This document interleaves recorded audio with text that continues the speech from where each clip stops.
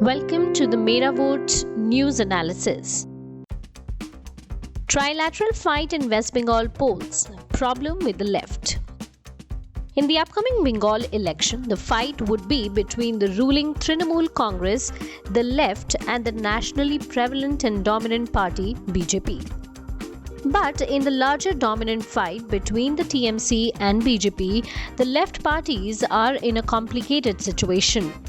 Apart from the present complex fight between the three parties, their position in Bengal polity is very easily misunderstood, sometimes by people within the parties themselves. This problem is especially prevalent in the left front. There is an idea that the left must be a robust yet secular opposition to the TMC. Many believe that this would prevent anti-incumbency votes against TMC from going to the BJP. This idea is heavily protected by many supporters of the left who do not completely grasp the scenario in the state, and yet they resist objection or criticism. The Ganshakti piece written by the CPIM-GS had argued for this very idea of left being an alternative to TMC. But the other left party, CPIML, has a different perspective. The CPIML is primarily identifying BJP as enemy number one. The party has underscored that fighting and exposing BJP has to be the task number one. CPIM seems to be concentrating its fight focused on the state government alone, arguing that fighting TMC in itself amounts to the anti-BJP work by drawing opposition votes towards itself. The CPIML clearly argues against any stage theory arguments that are prevalent on the ground, propagating the idea Ram in 2021, Bam in 2026. This untrue yet famous argument shows that the left plans to first dislodge the TMC using BJP and then come to power in 2026. Since this argument is already rife among left supporters, the deft observers in left believe that it needs to be countered head-on. Many suspect that this might have been propagated by the BJP men on the grounds who are trying to get a sense of the nerve of the Bengali people. Hence, it might be the Saffron Party cadres who are planting this idea to get popularity into the minds of Bengalis. Therefore, many believe that the crucial test for the left in West Bengal is how does it use its available strength in the state to alert the people in Bengal to the existential threat the BJP represents? How will it guide its on-the-ground campaign to show the fallacies in the central policies coming from the Saffron BJP wing and yet counter the TMC politically? Another core agenda of the left is to oppose the TMC policies in the state as and when called for. But how can the left in today's Bengal use the most part of its presence and energy in attacking the TMC alone or even primarily the TMC? That is why the CPIML has kept the BJP as its primary political foe. CPIM has been known to be saying again and again that we oppose competitive communalism of TMC and BJP. Important to note is the aspect that CPIML never says competitive Hindutva. It is widely understood that the phrase competitive communalism implies that TMC represents Muslim appeasement and fundamentalism and BJP represents Hindu communalism. This formulation can only help BJP, which is known to the left in Bengal, especially the CPIM. Whenever CPIM speaks of BJP, it is mostly as the central government. At an organization level, CPIM still seems to think that since it is a state assembly election, the state government led by TMC is their foe. Hence, as per CPIM, the state ruling party must be the main target, irrespective of the implications of the national political scenario over the state polity, even after the storm created by the CAA-NRC issue.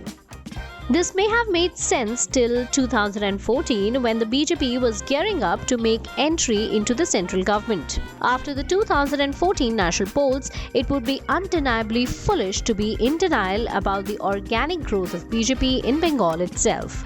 What cannot be unseen is that since partition, there is so much ground for communalism in the state. Many in the left camp, as well as the TMC, have observed that BJP is channeling latent Islamophobic prejudices now, which was suspected in Telenepara incident.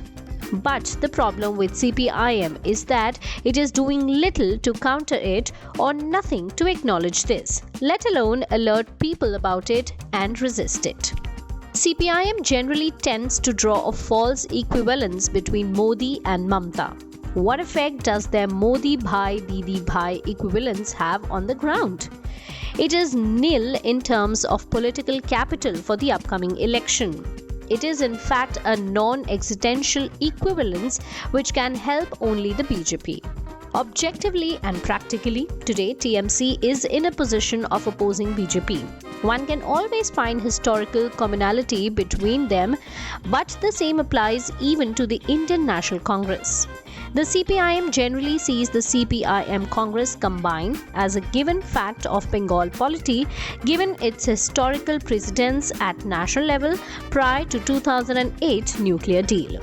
The party would also like to see the TMC and BJP as a single entity, but that is far from the truth of the nature of political society in Bengal. Politically, socially and ideologically, TMC is at loggerheads with the BJP. Hence, ये अंदर की बात है, TMC BJP साथ है. Propaganda simply does not have any real resonance on the ground. This idea may still be popular among a small section of CPIM supporters who seek to claim that opposing TMC amounts to opposing BJP.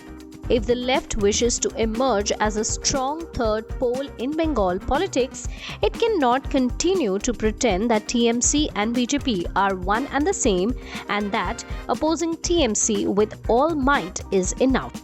At the state level, the CPIM has spoken about its lengthy criticisms of the state government under the TMC, where the BJP is left as a brief mention in the footnote.